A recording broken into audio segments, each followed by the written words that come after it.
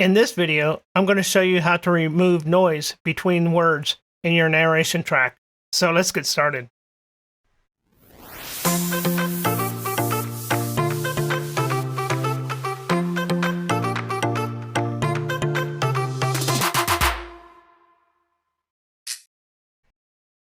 The next effect I'm going to add here, click on the effects there, is a noise gate.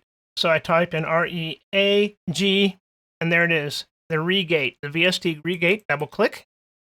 And what a gate does, it takes the noise out between. Where the signal is strong, we will be setting a threshold here. And we want this to pass through, but we want the noise to go away. So these two are working together. So back on this one right here, I'm going to turn this off.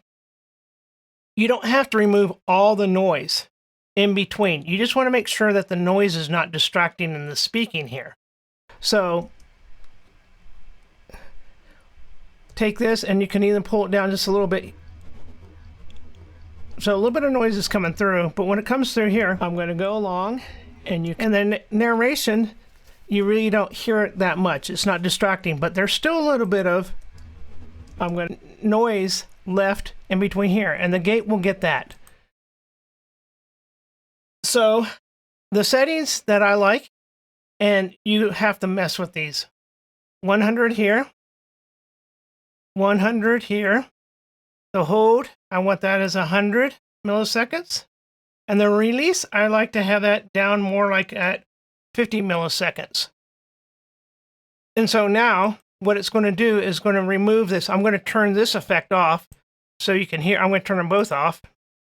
And then when I'm playing the noise right here, you can hear that, but when I turn the noise gate on, you still hear it, but when I push it up, all of a sudden it disappears. It's below 24 dBs, but it'll let the narration through.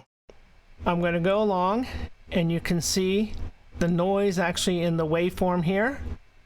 And I'm going to, and so I can hear the noise. So I'm going to turn this on, and it's going to take the noise out of here, and the noise gate will take it out between the words.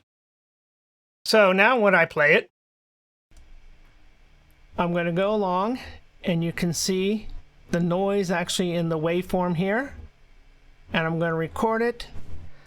So I heard a little bit of noise here, but you're not going to maybe get out everything with these tools here. But if you turn it back on, you can hear how much difference it makes. I'm going to go along, and you can see the noise actually in the waveform here. And I'm going to record it. And I need to have space so I can. So the release, you might be able to set it down to 0, even. And so it might trim the end of your words. So let's listen here. And I'm going to record it.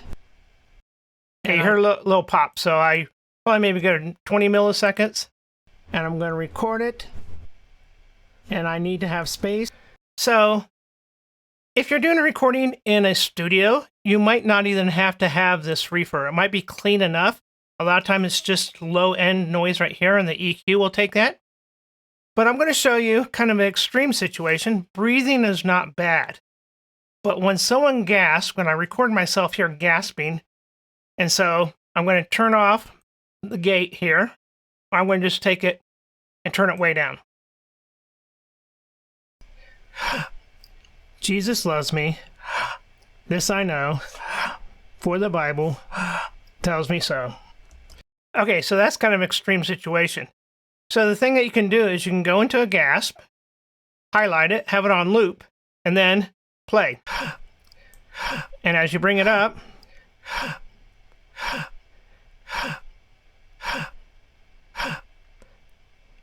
that's pretty high up. You usually don't have to go that high. So this was a real extreme on the gasping. So when we play it now, and you want to listen, is it clipping the beginning of the word or clipping the end of the word? Jesus loves me.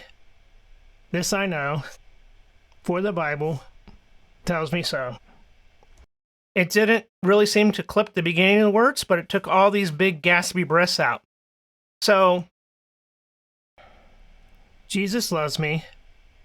This I know, for the Bible tells me so.